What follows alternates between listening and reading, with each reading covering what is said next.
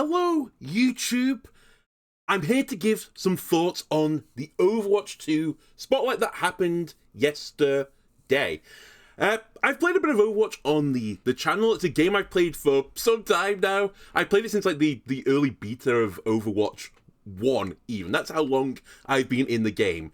And without a doubt in my mind that the spotlight which we went over yesterday and the potential features coming to the game are going to be the biggest changes that have ever happened to the game. Bigger than going from, free roll to roll lock type things, or even going from 6v6 to 5v5. I think this is potentially going to be bigger than any of those changes. The spotlight included quite a lot of things going from seasons like 15, most of it was 15 and 16, which is next season, the season afterwards, and some things went on to 17, 18, 19 even.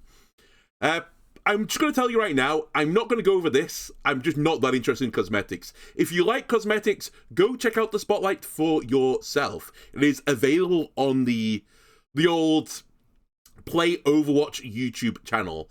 I'm going to mention the esports, but I'm not going to go over it too much. I mainly want to focus on these 5 things here.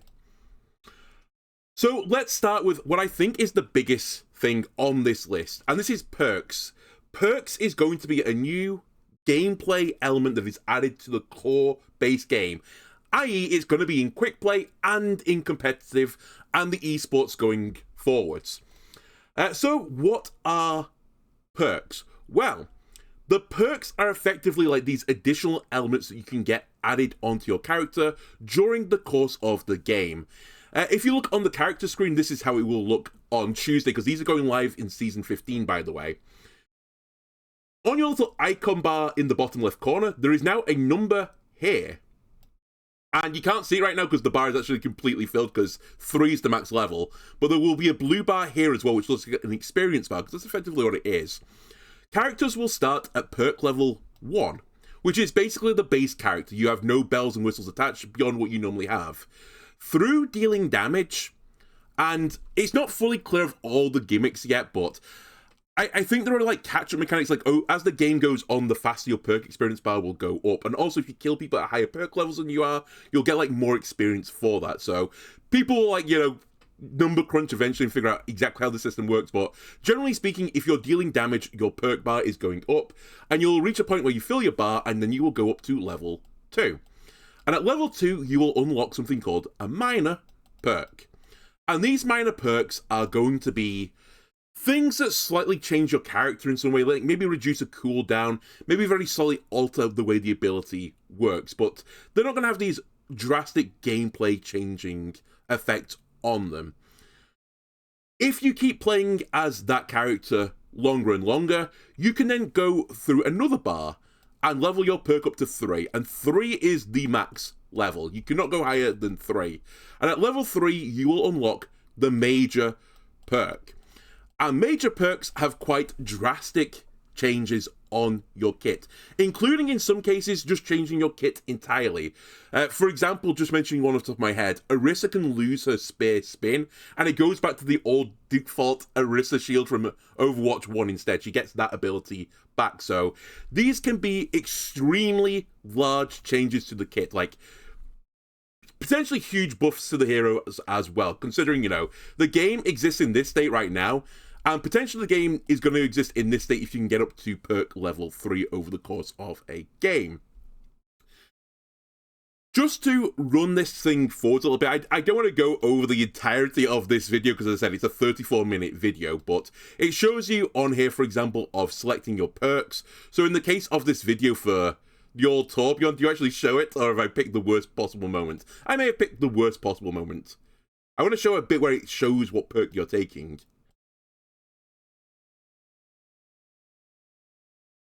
There you go. It'll look like this. You'll push your left alt when you get your perk, and you'll get an option of 2 things. So this is Torbjorn's, it's Orisa, sorry. And I think this is Orisa's minor one. So you have Heat Dissipator, critical hit from your primary fire refund heat, which basically means if you're critical hitting your opponent, your heat bar is barely charging. And then Fleeting Bulwark, Fortify briefly grants an additional 100% decaying over health while activated. So basically you get bulkier when you fortify. And then you'll get a similar choice when you hit your major perk level as well. For Orisa, I know one of them is you get a shield. I can't quite remember. Oh, no, I do know what the other one is for Orisa is. Orisa's other one is you get your javelin, you're able to charge it up when you throw it, and it pierces if you charge it and does like more damage and more knockback. It basically like supercharges some sort of ability or even ultimate or changes your kit. Like I said, it's really, really major changes to the game. To get into some like other minor detail, because I don't think we're really fully quite aware how this is all going to work, and things will change going forwards. I believe if you swap heroes, you will go back to perk level 1 on that hero. However, if you go back to the hero that maybe you've unlocked perk level 2 on when you started in the game, they will stay at perk level 2. Also, I believe you can't change between perks as the game goes on. So if you, like, let's say in this case, unlock Heat Dissipator, and you're like, holy shit, they're rushing me down, I need Bulwark, you're bang out of luck. I don't think you can ever swap it. Even if you swap off the character and back on again, I think you will still be locked in at perk level 2, and you'll still have Heat Dissipator. So this is one thing about the kit that you're just going to have to be aware of. Generally speaking, though, I think this is a pretty positive change for the game. Actually, before I get into the positive change to the game, in case you want to know all the perks in the game, the Overwatch account on Twitter have tweeted out everything. Because this will appear on your F1 hero page when, the patch comes on Tuesday. And literally every single hero has, 2 minus 2 major perks. And you can go through this at your leisure. Personally, I'd probably recommend going on, .esports, probably other websites are available, that have this in text format, which is much easier to read. The other things I quite like about these abilities are they're often pushing 2 separate playstyles. So, for example, on Ana's, on their major perk, you can either take Headhunter, where your biotic rifle can do critical damage now, or you can take Shriek, I don't know how that's meant to be pronounced. Using Nano Boost also casts it on Ana. So let's say you're going up against a dive comp on Numbani or something like that, and I can't really stay that far away as Ana. I'm always like butthole clenched that a Winston's about to leap on me. You could take Shriek or Shrike, however how you pronounce it, so that if you can live through to get to an ult cycle, you can nano boost yourself so that you're more likely to survive the dive, and you can fight back. Conversely, if you're playing into a poke comp, maybe you've got a Sigma on your team instead, and you're playing on Circuit, you can take Headhunter and become an additional Widowmaker. So I like the idea of it. Conceptually, I think perks are a really great way to introduce some additional complexity in the game. And I think it's especially good if these perks can change the way that a hero plays, because then it causes the person to make a decision. And if the player is making the decision, you're increasing the skill level of the game, generally speaking. So yeah, I really, really like the idea of the perk system. I think it's a good idea. And I do really sincerely think that the game was due some sort of overhaul to the way the game worked. And I think it's a pretty neat way of doing it. To go to some other perks, though, I think some are, more equal than others, let's put it that way. For example, Wrecking Ball, I think it's been done a little bit dirty on the perk system. They have on their major perk, Hang Time. Pile Driver winds up longer, gaining air control and dealing 50% more damage. I'm pretty certain that's a nerf to Wrecking Ball. I think if you're winding up your, slam time, and I do appreciate you can move during it, but you move slower than you would normally do, walking around, for example, so people could just walk out of your slam. Also, it's just increasing the time for you to be slept or hacked. So, yeah, I think it's a really weak ability. And then I think the transfer efficiency ability, which is, rather than to play around this, assassin tracer type tank style, it's more to try and give your heroes some actual health. I'm Wrecking Ball, I'm also helping my team. I'm not just playing my own, 1v5 experience. I think it's quite weak for Wrecking Ball, so I think if you go through this entire perk list, there are some of them you're going to see and just go holy shit, this is absolutely insane. And there are other ones where you're going to look at it and go but why? For example, I think people are seeing this flashback on Tracer as well as this could be truly disgusting. But again, that's going to be only discussing in the right player's hands. Now, this gets me to the other thing I quite like about perks. They are a system that you can introduce into the game, which can be easily plugged in and equally plugged out again. You can just pull it out. So if any of these perks prove to be completely overtuned and you can't balance it, it's just too strong an ability, you can just take it out. And the team do mention during the video that they're going to keep looking at perks, and maybe over the course of other seasons, they might pull some of them out and put a different one in instead. This is a much, much more feasible change than, for example, changing a hero's kit fully. So recently we've had like Sombra changes, we've had multiple Sombra changes to a kit, and through some iterations, I think we're in a state right now where people aren't super happy with Sombra again. Not because she's strong, but because she's a bit clunky and a bit unfun to play. And I think there's a bit of hesitancy to, go back to a previous iteration of Sombra.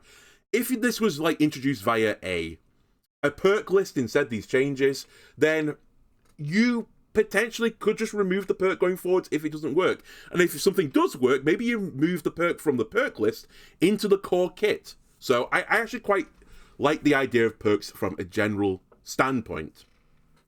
There are some concerns I've got over it, and I think some of these are fair enough, but we're not really going to be able to figure them out until we get into the game and seeing a live version of the game.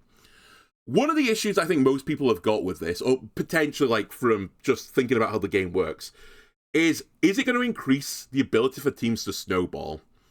So, generally speaking in the game, because, Overwatch is really just a resource management game, right? You have a hierarchy of resources. Like, your ultimate is like your big resource. Like, you get one or two of them per map. You have your abilities. They are pretty strong abilities normally, and on fairly long cooldowns compared to your primary fire, and then your primary fire is at the other end. And then actually at the very, very other end is stuff like moving around, for example, which costs you nothing except for pushing the WASD keys. And it's really where does perks sit onto this list, because if you're playing Overwatch, you may have noticed if you lose the first fight in Overwatch, fairly often, if you just come out and do the same thing again, you lose the second fight as well. And that's normally because the first team on the neutral fight, if they beat you, they build up ult charges faster than you do. There is some counterbalance to that, though. If your supports live long enough, then if your team was taking more and more damage, they will build up their support ults faster. So there is some conventional wisdom that the team that loses the first fight might have faster support ult building charge. However, if the supports obviously die early, then that will not be the case. But generally speaking, the team that wins the fight will get more ult charge over the entire team, which means going into the second fight, you're more likely to have these really, really big resources, aka your ultimates, and you might be able to beat you might win the second fight with your ultimates when the other team doesn't have them yet. They lost the first fight, and then by the time you get to the third fight, then you're probably also building ults back, and you can sort of recover the ult economy. What is going to happen with perks, though? Because perks, I believe, from what the wisdom is from what I've seen, at least from the playtesting, is that they are systems that are built up based on dealing damage, which is really the same system that, ult charge is built upon. So if you win the first fight, are you going to, have your perks into the second fight? And does you having a level 2 perk versus the opposing team having a level 1 perk matter that much? What I will say, just as a general gut feeling, because if you're looking at the first neutral fight in particular, the minor perks are actually quite minor effects if you go down the list. There's not that many drastically massive changes.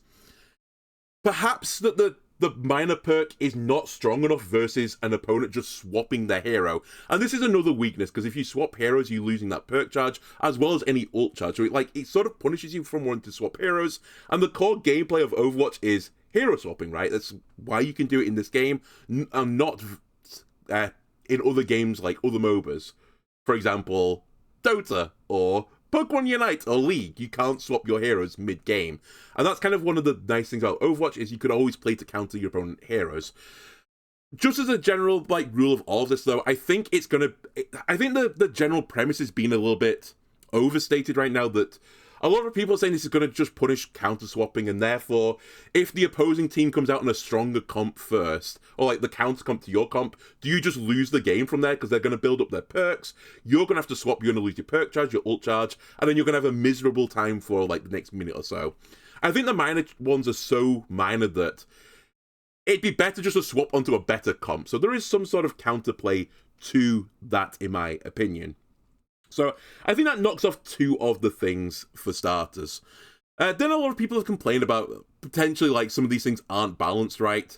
And I do certainly agree that if you go through all these perks, there are some things I think are stronger than others. For example, I think the minor perk on Anna's, the Biotic Bounce, where your Biotic Grenade can bounce and explode again for 50 damage and healing, is really strong. Like, if you throw that into a choke and the grenade goes off twice, it's like a 50% damage, because I think, is Biotic Grenade at 100 damage right now? It's there or thereabouts. Either way, it's like a 50% damage up on the grenade, and that could be fight winning in its own right. Biotic Grenade is a very strong ability, so yeah, that is a seriously strong ability. And on the major perks, Mini Blaster can crit enemies. Juno can actually just shred people with that Master Blaster. Like, that's seriously, seriously scary. Compared to, as I said, Ball before, that can get more hang time. Cool, man. Radical. But what I want to just say about this is, will this be balanced? No, it won't be balanced. But that's fine. It's going to be fun. It introduces more ways to play the game, more interesting things you can do. For example, and they show this in the video, Pharah gets a concussive implosion now, where she can concussive blast people, and it pulls them into the center of the explosion rather than pushes them away, which means you can set up your own combos, right? You can do your mini grav with the implosion, and then you can barrage the mini grav and do potentially a big thing on your own. Similarly, if we go back to Zarya as well, she gets an ability, Energy Lance, where a particle cannon's energy beam pierces enemies while over 50% energy, which means that she can just primary fire beam down gravs and potentially kill everyone in the grav on her own without that much follow-up. So I think it gives you a bit more onus potential to play a bit more aggressive for some of the abilities. I will also say on these like major abilities, I feel like one of them is often, I'm going to play as a team and help my team. For example, projected barriers activates allies' health regeneration and increases their movement speed by 50%. I'm one of the team. Then the other ability is like, no, I'm going to beat the opponent on my own. I'm playing 1v5. This isn't 5v5, it's 1v5. I'm going to carry all my bot teammates. And the other one is like some sort of carrying ability. That's the other thing I've noticed, along with them focusing on two maybe different playstyles of the hero. So yeah, I think all in all, I think this will be a positive change for Overwatch. I'm really looking forward to how they interact with the game. One of my other like minor gripes, at least from seeing the playtesting, is on control points. It seems like it's quite hard, especially if you get like rolled, to get your perks up on the first round. And I believe on control, your perks will be retained between each point of the map. I actually forgot to mention this. If you're on Escort or Hybrid or something and the round switches over, your perks all reset back. But on Control, I think you keep your perk percentage through each point. And this kind of reminds me of the Marvel Rivals situation where, and I don't know what it's called for their game because I don't play it that too much. I played it during the opening weekend and it wasn't really for me, to be honest with you. But there's a game mode which is like Koth, where you get to keep your ult charge between points. And I think it's a really shit system because it shouldn't really reward a team for smoking the other team on map 1 and putting them in such an such a good ult bank situation that they can then steamroll the first point of the next map. I think everything should like go back to parity again at that point. And indeed, I feel like it's kind of true with this perk system that potentially after map 1, if you've got completely smoked and you're on the wrong comp and you're like, okay, we need to change the way we're playing the game, you reset all your perks back, which will be hard to get back during the course of the round, while your opposing team probably is at that level 2, level 3 perk, and they just keep running the same thing. So I think potentially the perk system could be a bit abused in the Koth points, especially if you're trying to get... If you get some sort of like meta comp and you just don't want to switch off it and you never have to switch off it, then I think it's going to make like meta v meta, aka the identical mirror comps, a bit stronger. So, but some of this is gut feeling, to be honest with you. My other like minor potential gripe as well is a bit like now where metas develop often around ultimates, like your strongest abilities. And if an ultimate is super, super strong, you'll build a team comp around that hero and what other pieces plug well into that. It might be a situation where your major perk is so strong that it's like beyond an ultimate level in quality, in which case you'll build your comps around that hero with that specific perk. Even then, is that really an issue? I'm actually not entirely certain. We'll just have to see how it goes. And again, a lot of people have been moaning about this, but the community moans about everything. Similarly speaking, stuff like Dota, and it's like a game I don't really play anymore. They had big map changes in the past to a game system which plays like, you know, identical game on game. And even if it's not popular, and I don't know if this was particularly popular at first, It's still a big change. It freshens the game, it creates different ways to play, and then you can always iterate on that going forward. And I think right now the people that are playing Dota are as miserable as they ever have been playing the game, which is honestly, for a Dota player, pretty good. Anyway, let's move on to the next section. The next section is like just stuff beyond season 15, and it's a bit of a catch-all type scenario. So they talk about galactic weapon skins. I don't know why they talk about here, not in cosmetics. I'm not interested. It's basically the next gold weapon thing. Go look it up if you're interested. They then talk about some ladder changes, and more specifically, hero bans and map picks. So going forwards, the competitive game mode, and this will be at all levels, will have hero bans. And I believe the way the system is going to work, or at least Aaron confirmed it, is that you'll pick like 3 heroes, and I assume you pick it up before you queue, that you do not want to play against. And I think one of them gets like priority, or like they go in order of priority or something. And then when you load into a game, the game will see everyone in that game, what they've picked, and then it will choose like 4 heroes that are going to be banned for that game. I think the other thing about it is, I don't know if you can change the picks as you get into the game, but either way, you can't counterpick an opposing hero or like an opposing player. This really matters only for like the very high-end elite players or one-tricks. I don't believe you ever see what your opponent is doing on their picking screen at any point during the course of this. There's no like pictures of this working right now, so I assume it's not fully implemented into the game engine yet, but that's generally speaking how it's going to work. At the very least, you're going to be picking 2 heroes each team. You're not going to see what your opponent's doing, so you can't really counterpick them. So I think it's potentially a good change. It's something that's been called for in the game for quite a long time. We're at the point now we're about to get the 43rd hero, I think it is. You're probably at a state now where it's reasonable to ban 4 heroes. You've still got a selection of 39 other ones in the roster. And actually, you can be a little bit cheeky with the ban system. Firstly, you could ban any hero that is like an extreme outlier on the power levels. Like, for example, recently some people would have said Hazard was like a huge power level outlier until people realized he couldn't shoot turrets. And he gets hard countered by Torbjorn, but that's by the by. Anyway, people could have banned Hazard, while the dev team could like see the numbers like Hazard is completely busted. He keeps getting banned, so we have to change something about him as he's not seeing any play. Equally, let's say you're a Ball player, for example, or you're a Doom player, you might be like, holy shit, I do not want to play against Sombra. She's going to spend the entire game invisible, hacking me from, the shadows. I don't want to deal with this piece of shit hero. Get rid of her. And you can put her on your ban list to enable your playstyle. So I think there is, even though you can't counter pick opponents, so it's not like going to be the same level of skill or usefulness as you've got in the competitive scene if you watch any of the Overwatch Champion series. I still think there is some stuff you can do to, generally speaking, improve your gameplay experience.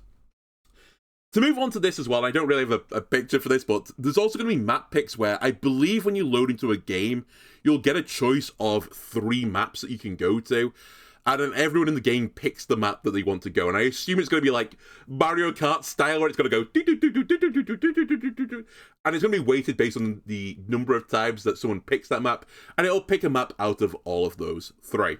I assume that's the way that's going to be working. This means you're going to get more King Rose, maybe a few less Havanas. Personally speaking, I'm not a huge fan of the system. Again, I think it'll just generally speaking improve people's enjoyment of the game. I kind of see it from a shame on the development side of things, but maybe I should look at it in a different way. I think it's a shame that there's some maps that just won't see any play because of the garbage.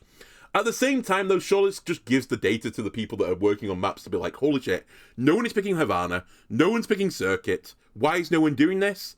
Oh, it's because these maps are bad, so we won't make this type of map going forward because people don't like it.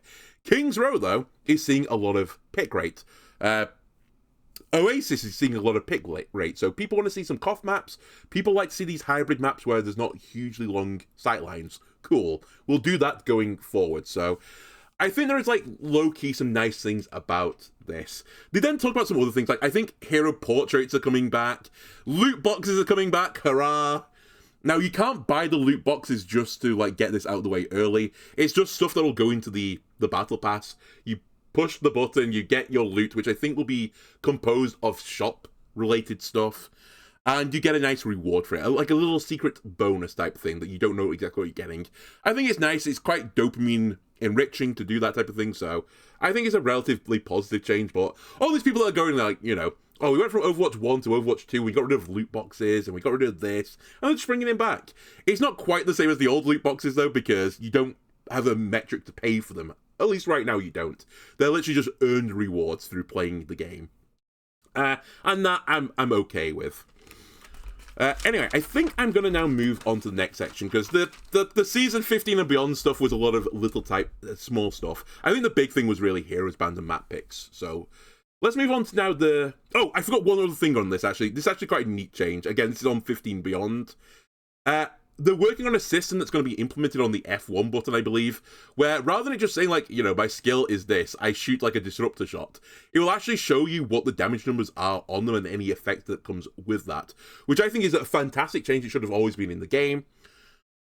It's so frustrating when you're like trying to make some of these videos like, oh, there's a new hero here, and you just don't have the damage numbers because they don't release the damage numbers, and you're like trying to work it out on the bots. It's like, oh, this bot has lost like 4 and a bit blips of, you know, 25 health, but just put it in the goddamn game. Just let me see the numbers. Also, if you're playing the game and you're trying to like learn the hero, it's quite nice to work out what damage thresholds are versus other counters, and this is just a much easier way to see it. So this is getting implemented again after Season 15, I think, and I think it's a really positive change.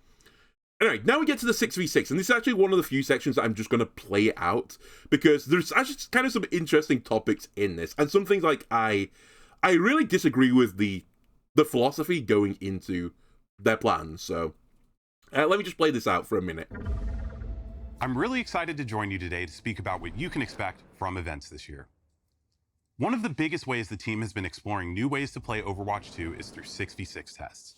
This is something players have been asking about since we launched Overwatch 2 with 5v5, and Aaron has written a few extensive blogs on why the team made this switch. Things like pick rates, tank queue times, match stalemates, matches going on too long, sometimes made Overwatch feel like more... First thing I just want to get to is actually this point, just to interject for a second. Because it was really interesting. What the major decision they used to say in Overwatch 1 for going to 5v5 from 6v6 was the visual clutter. There was too much going on the screen at any one time. And then they don't use this as one of the reasons on this piece, which I think was a bit of a faux pas. And fully enough, I think most people, generally speaking, just assumed this was because of queue time issues, that tank queues was super, super quick because there was far fewer tanks than any of the other roles. So it made the other roles longer. And the idea was to spread the tanks out more thinly so you could have more games of Overwatch going on at once. At least I think that is the reason. It's mainly the queue times we're trying to sort out. And it was mentioned in here that, you know, it was queue times was one of the things they were looking at. So I still think that was one of the predominant reasons for the change. But anyway, let's continue. More of a slog than the fun it should have been. We want to find the absolute best way to make 6v6 with those concerns in mind. These limited time events are our way to really test how 6v6 in Overwatch 2 could work in the most fun, compelling ways possible when trying to address the various issues it used to face. This was a really great experiment for us, and we thank everyone that took part, jumped into the matches, and shared your feedback. We're still sifting through all of the in-game data, along with the mountain of feedback the team received across social media, forums, emails, and carrier pigeons. So look for an update on some key learnings in the coming weeks. I'm not going to lie, how much data do you need? You ran Overwatch 1 for... How many years did Overwatch 1 go out? It was like 6 or 7 years? 6 years, was it? Surely you've got a pretty decent idea of 6v6 data at this point. It's been more 6v6 than 5v5. Also, I believe the 6v6 game modes, these classic modes that they've introduced into the game have been, generally speaking, fairly popular, which is kind of why they keep revisiting it, in my opinion. But the next statement is the thing that really, like, it kind of riled me up a little bit. Moving forward, we're going to be doing more of these, and in Season 15, we're pleased to announce 6v6 is getting its own competitive queue.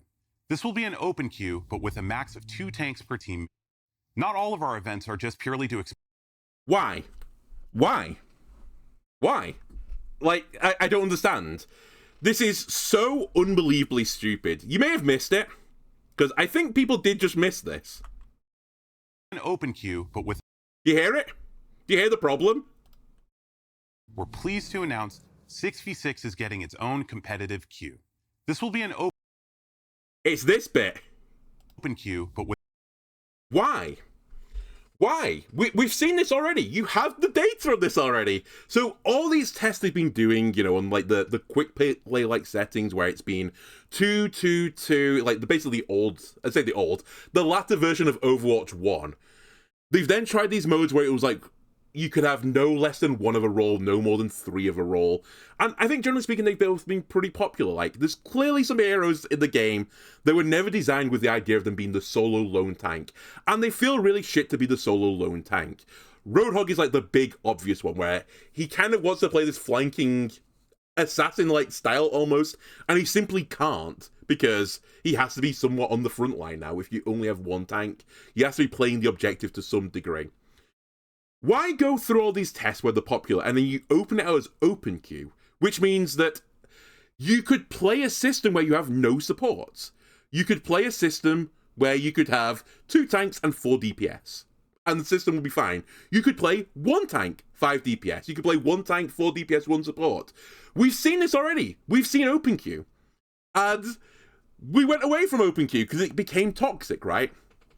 These games where you get incredibly frustrating situations where someone wouldn't fill in the support, or... I mean, it's really someone wouldn't fill in the support. You'd get 1 support and it'd be like a Zen who's just, like flanking all game.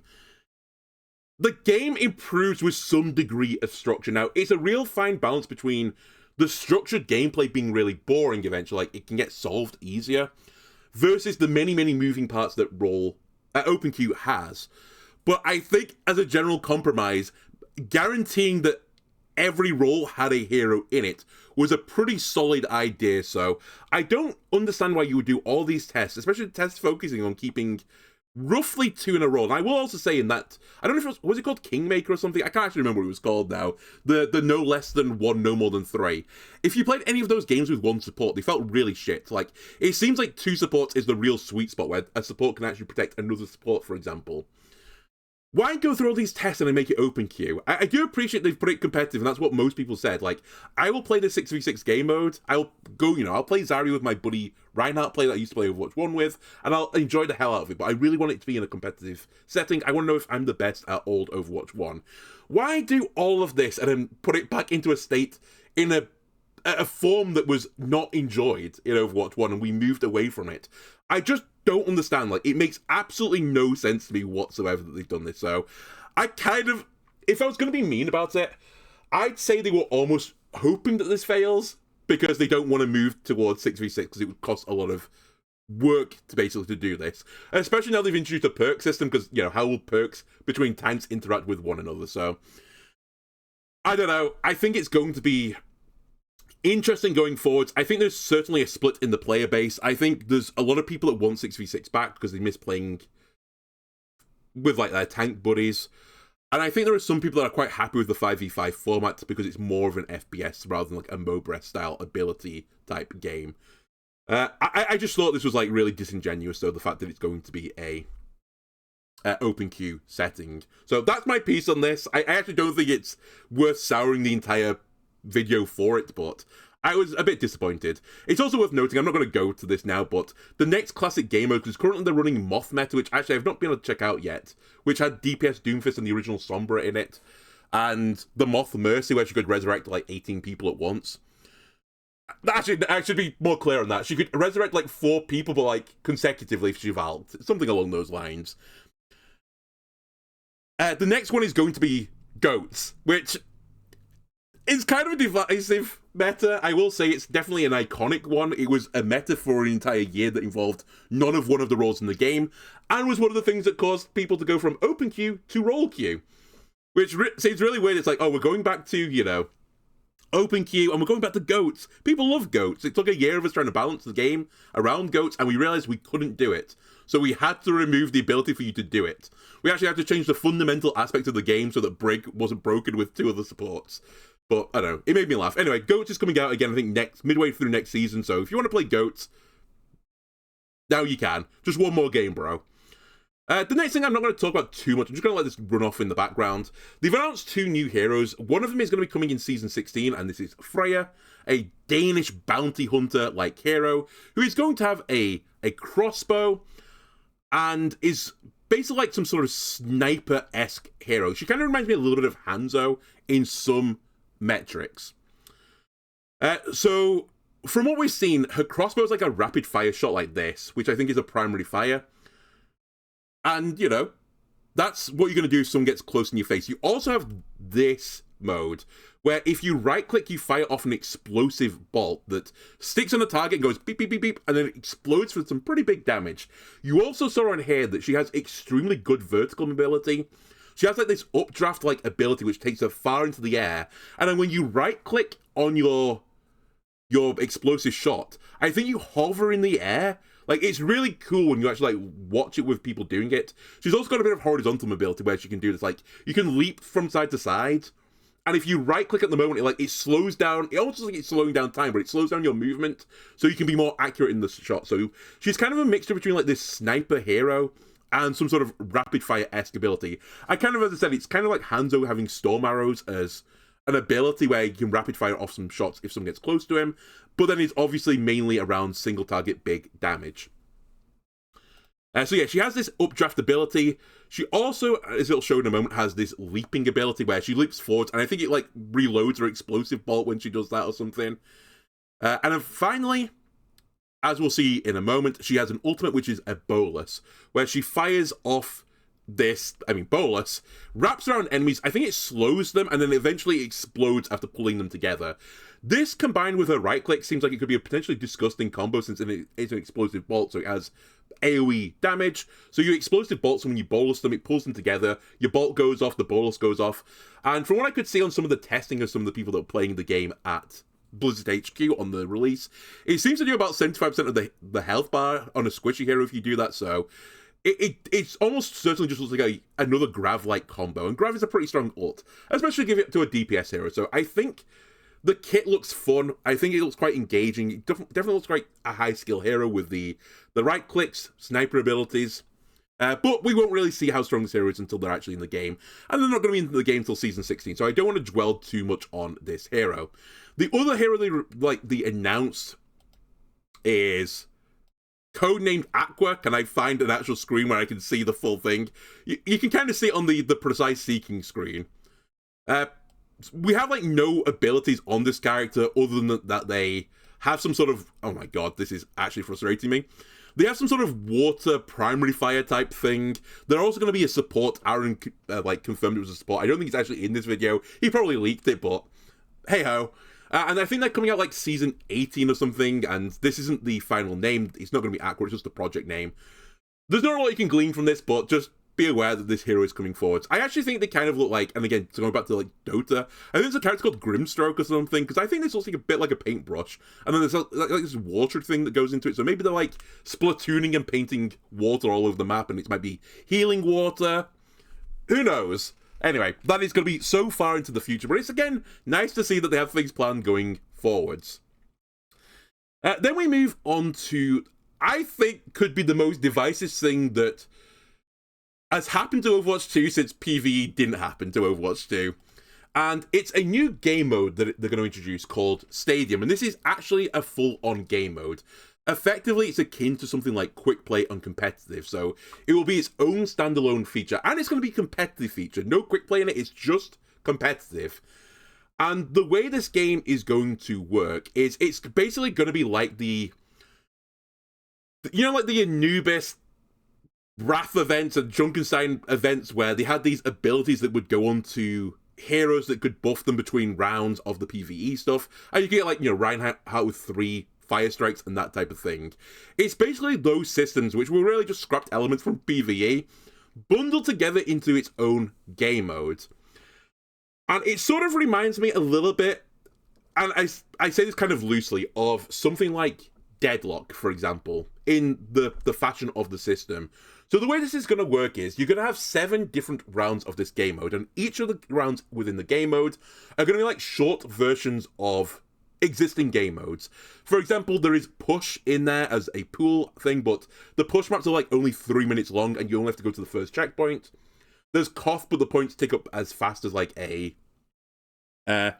what's it called? Flashpoint point.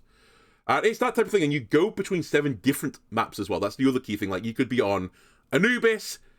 Clash is in there, by the way. So you can be on Anubis, Clash of Anubis. You could then go on to Lijiang Tower, for example. Then you could go to a push map, and so on and so forth. I believe as you kill people and you deal damage, and probably as you get objective stuff, I don't think it's fully explained how this all works yet, you gain a currency. And this currency you can use to expend on various things. For example, you can improve your weapon, you can improve your abilities, you can improve your survival, basically your stats. And as you take some of these items, like your ability power will go up, your weapon power will go up, your attack speed and stuff will go up, and so on and so forth. Then on rounds, I think it's 1, 3, 5, and 7, like the odd rounds, you also get the ability to open up a trait. I believe the traits are all free. And the traits have like drastic changes to the way your hero can work. For example, there is a Reaper one on here that eliminations reset your cooldowns. So you could kill someone, you could fade, kill someone, fade again, go and kill someone, fade again, and just be this immortal reaping ghost, right? Just a pretty fun way of playing the game, right? There's also, within the weapons and ability stuff, I don't know if it shows it on here, there's like unique unlocks as well that you can pay for to add to your hero as well. You can just see it here as well. So you can pay money here to get the uniques. And also, there are common level abilities where you get, like, you know, a minor attack power buff, the rare one where you get slightly more, and an epic one where you get even more still. And I think in the epic ones, you also get some, like, weird things like, you know, quick melee is, like, heals you as well, or quick melee gives you a speed buff, and that type of thing. Conceptually, it's kind of fun. This is kind of where I get towards Deadlock, in the fact that it's going to be a game mode where there's going to be these popular builds on websites, and it's like, I always do this. I get this amount of money, I take this skill, I take this skill, and eventually I build into this type of character, and this is how I will win the game. However, I'm not completely convinced. I don't want to be Mr. Negative. I really don't. I think, generally speaking, it's good that the game is making changes. I am a little bit concerned of this game mode, and there's actually a few reasons for it. The first one is, as good as these Throne of Anubis type things and the Junkenstein things are, and there's been some really good ones in Overwatch 2, how long did you play those events? Because I didn't play them beyond, like, the first week for the most part. I know some people, like, went for world record stuff, but this is, like, the ultra minority, right? I can't help but think that you're going to play this for, like, maybe a week. Someone is going to solve it effectively. Like, this is the optimal build for each of the characters. And by the way, it's a smaller roster of characters. It's not the full roster. It's like, I can't remember how many it is now. It's like 18 heroes or something across the tanks, DPS, and support heroes that you can play. Someone's going to solve it for each of the heroes, and in more particular, they're going to work out what the best 5 heroes are to do this, and then people, I think, are just not going to get that much enjoyment from it, is my gut feeling, because when you, like, compare this to something like Deadlock, or even just MOBAs where you have these skills and stuff that can upgrade during the course of the game, like you can buy it with resources, there are reasons that they work in those games, because you always have this catch-up type mechanic, right?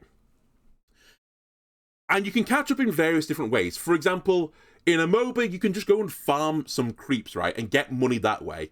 And if you're trying to make some sort of build that, you know, you need a lot of money to get the build to pop off, you can just go and sit in the jungle, farm away, while your other heroes on your team protect you effectively. They'll just try and stop the opponent taking objectives while you're farming, give you the space to do what you need to do, and then you can go out there and, you know, kick ass, right?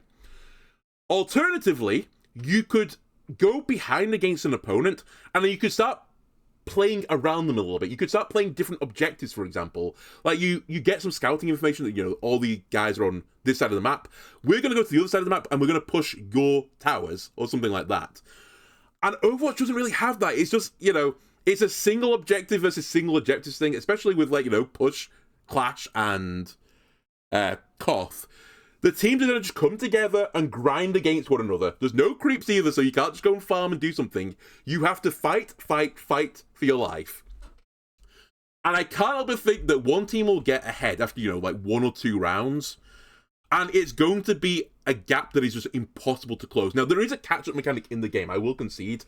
Certain heroes, after the, you know, they do a lot of work, get a bounty on the head so that if you kill them, you get a big chunk of money, which you could then use to spend between rounds to improve your character. Also worth mentioning, you can only buy stuff between rounds, and actually, the between rounds situation is a pretty long time. It's like a minute, plus a bit of waiting in the spawn room as well once you've done the shopping. So, this game mode conceivably could go on for quite some time, and I think it could go on for some time in such a way that you're spending a lot of the time sat here in the shop, and I'm not sure that's going to be a fun gameplay loop experience. But as I said, it's first to 7, so you need... Sorry, not first to 7. It's best of 7, so you need to get to 4 to win the game. But I just can't help but think as a gut feeling that these super greedy builds that you could make that require you maybe to go to the 6th round to get enough money to make it happen are not going to be a wise idea. Like, I feel like you're going to have to just rush a really strong build, and if you rush a really strong build, it means you can win maps early, which means you can get more money earlier to just snowball the game. I just can't but think that like this is snowball the game, and people can blame about snowballing in Overwatch. I just feel like this is going to be exaggerated greatly in this situation. So yeah, I just think the game is too simple to have this type of system within it. I just don't see a world where it works. The other thing that slightly irks me, and this is kind of why I think it's going to be a bit of a divisive issue, they were talking about throwing the spiel of this, that they've been working on this game mode for about 2 years. And I think if this is not popular, that people are always going to use this as like, you know, a tool to beat the devs with, that, oh, you've not released as many heroes as Marvel Rivals, you've not done as many features as Marvel Rivals or something like this, or you're a Paladin's clone, and they're always just going to keep saying like, do you remember this game mode? You spent 2 years working on it with a dev team, balancing around it as well, creating unique abilities for characters. You remember that? You remember it? And it's just going to always hang over their heads. So I actually sincerely hope this works, but I'm a little bit... I can't even think of stuff like in Hearthstone, for example, Mercenaries game mode. And this is giving me serious, like, Mercenaries or Twist-like vibes, where it's this game mode added to the game, and it's like, hey guys, we've got this new game mode, everyone will enjoy it. And then the dev team eventually, you know, like, 3 or 4 months down the line, and they have said they're going to continuously support this with, like, you know, new abilities. They're going to add new heroes into the roster as well with their own abilities.